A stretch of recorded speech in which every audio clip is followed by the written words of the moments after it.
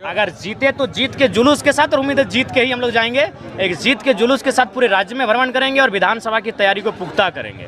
जी, हम तो 81 विधानसभा में रैली का सोचे हैं। 6 विधानसभा और उसके सटे हुए तमाम क्षेत्रों के अल्पसंख्यक समुदाय के लोग आए हुए थे और उनका जो एक सर्वे और कुल मिलाकर जो निष्कर्ष की रिपोर्ट जो सामने आई, उसमें अब जिस कांग्रेस, जिस जेएमएम को आप अपना मसीहा मानकर बैठे हैं, उन्होंने अनुपमा सिंह को प्रत्याशी बना दिया। अच्छा, एक बात बताइए, हम अनुपमा सिंह ठीक है, उनका सम्मान करते हैं, नारी है, लेकिन उनका रिपोर्ट क्या है राजनीति में? ये क्या सहाय है? कोई सहाय की बेटी है?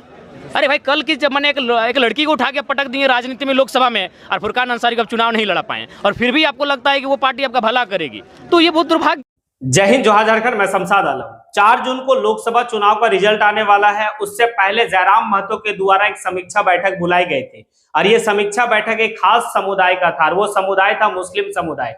इसलिए क्योंकि गिरिडीह लोकसभा क्षेत्र में इस बात को कहा गया कि मुस्लिम समुदाय जयराम महतो को वोट नहीं किया। जब समीक्षा बैठक संपन्न हुआ, उसके बाद जयराम महतो मीडिया के सामने आके इस बात को स्पष्ट किए कि मुस्लिम समुदाय हमें जो है कि 20 से 25% वोट किए हैं और यही हमारा जीत का मार्जिन होगा। यानी कि कंफर्म जयराम महतो का कहना है कि गिरिडीह लोकसभा क्षेत्र हम लोग जीत रहे हैं। फिर मीडिया बंधु इस सवाल को पूछते भी हैं कि आपका विधानसभा का चुनाव का स्ट्रेटेजी क्या होगा, तो जयराम महतो स्पष्ट रूप से कहते हैं कि 4 तारीख को जो है कि रिजल्ट आना है और अगले 10 जून से जो है कि हमारी कैंपेनिंग शुरू हो जाएगी और 81 विधानसभा में हम जो है कि पूरा संगठन को मजबूत करेंगे और झारखंड की दशा और दिशा को बदलने का काम करेंगे।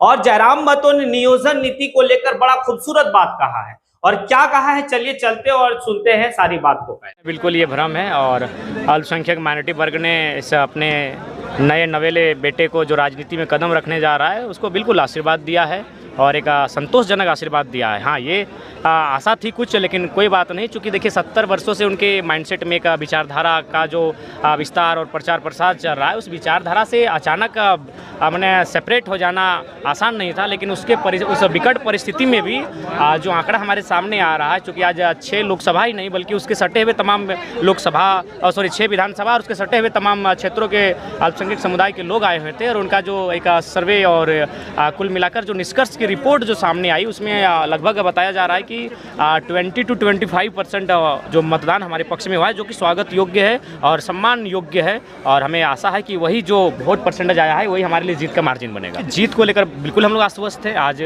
तमाम जो बाकी प्रत्याशी हैं उनकी दिनचर्या को देखिए, उनको मीडिया में आने के तौर तरीकों को देखिए, उनके लोगों के साथ मिलने जुलने के तौर तरीकों को देखिए। और आज देखिए, अभी सुबह से शाम होने को है, लेकिन अभी तक हम लोगों से घिरे हैं, उनके समस्याओं का निष्पादन कर रहे हैं, टेलीफोन के माध्यम से कर रहे हैं, अपने संगठन को वहाँ भेज कर रहे हैं। तो आज कहीं ना कहीं ये चीज़ें तो इसे माहौल तय कर रही है। देखिए, पहली बात है, जो वोट नहीं देंगे वो कभी ना कभी आँख ही नहीं मिलाएंगे।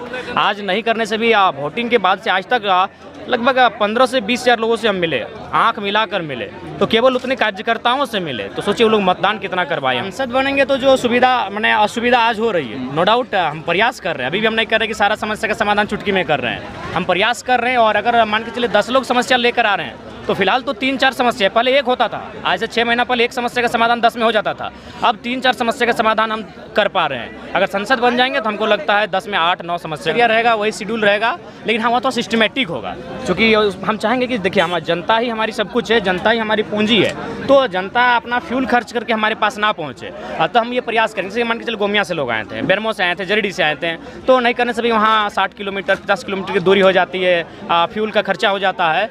तो हम एक प्रयास करेंगे कि हर एक प्रखंड में, बाकायदा प्रखंड को भी हम लोग मंडल में, जोन में बांटेंगे और वहाँ अपना कार्यालय होगा और वहाँ जनता दरबार हर बार, मतलब प्रखंड वाइज हमारा जनता दरबार होगा।